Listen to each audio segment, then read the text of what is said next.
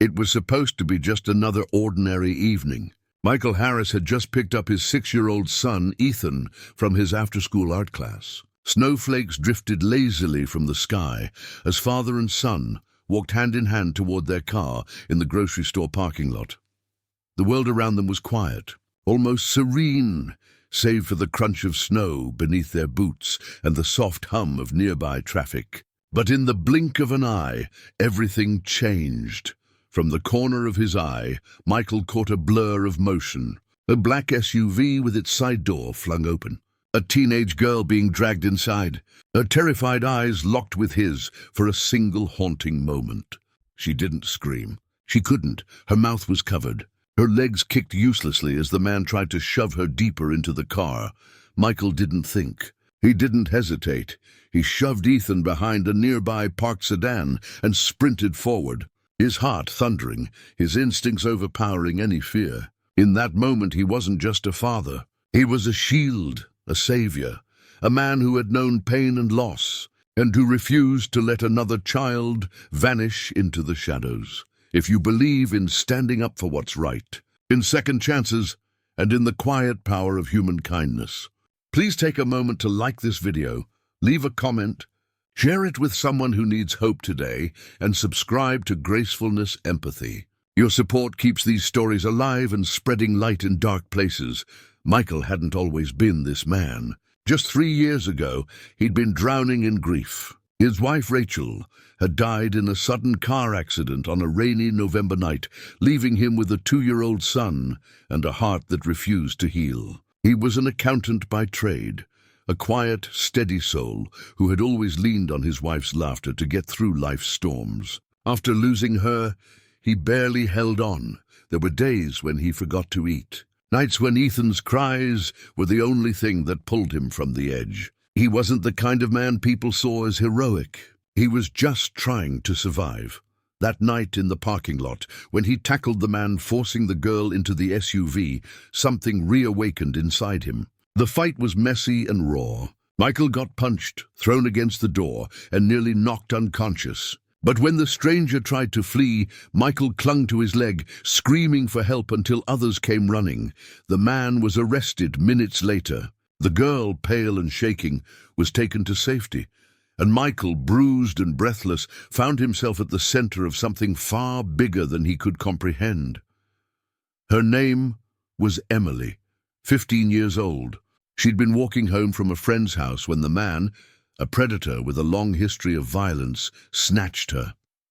She would later tell police she thought she was going to die until she saw Michael, until she saw someone who didn't look away. For weeks after the incident, Michael tried to return to his quiet life. But Emily's mother, Sarah, wouldn't let him fade into the background. She showed up at his house with tears in her eyes and cookies in her hands, thanking him again and again.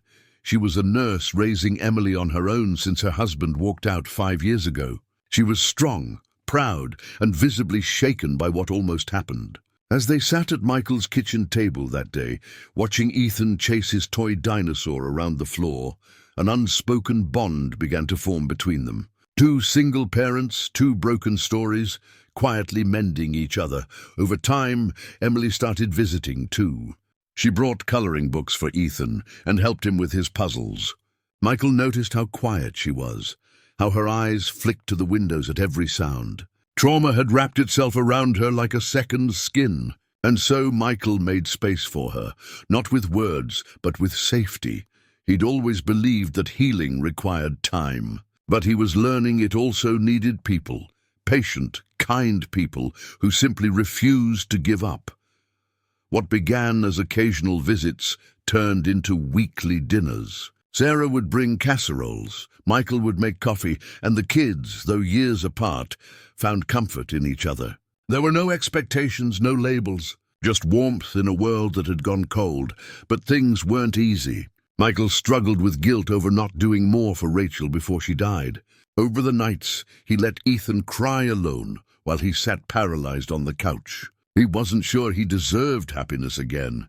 Sarah, too, had her share of pain. She blamed herself for letting Emily walk home alone that night.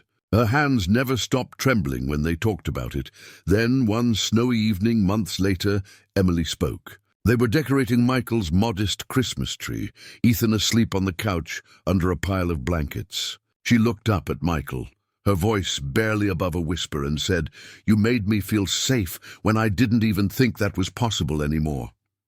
Those words hit him like a wave. It wasn't just about the parking lot. It was everything after. The dinners, the board games, the quiet, slow rebuilding of trust. That night, after Sarah and Emily left, Michael sat by the window and cried. For the first time in years, his tears weren't just from grief. They were from hope. He realized he had saved a life, but he had also been saved. Spring came, and with it laughter. Sarah and Michael took the kids to the park together. They planned movie nights. Emily began therapy. Ethan called Sarah Miss Sarah and clung to her when he scraped his knee. Slowly, a family began to take shape, not one born of blood, but of choice, of kindness, and of timing so divine it couldn't be ignored. But fate wasn't done yet. One day Michael got a letter. It was from the man who had tried to take Emily from prison. It was short, scrawled in shaky handwriting. He said he had seen the news report, the one where Michael and Sarah spoke about healing, and that something in it had made him want to apologize. Michael stared at the letter for a long time. He would never forgive the man. But for the first time, he didn't feel anger. He felt resolve to protect, to show Ethan and Emily and the world that darkness didn't get the last word. One summer morning, nearly a year after that night in the parking lot, Michael stood in his backyard, watching Ethan chase bubbles while Emily laughed from a lawn chair. Sarah stood beside him, holding 2 glasses of lemonade. She leaned over and whispered, "I never expected any of this, but I think Rachel would be proud." Michael looked at her, his heart full, and said softly, "So would your daughter.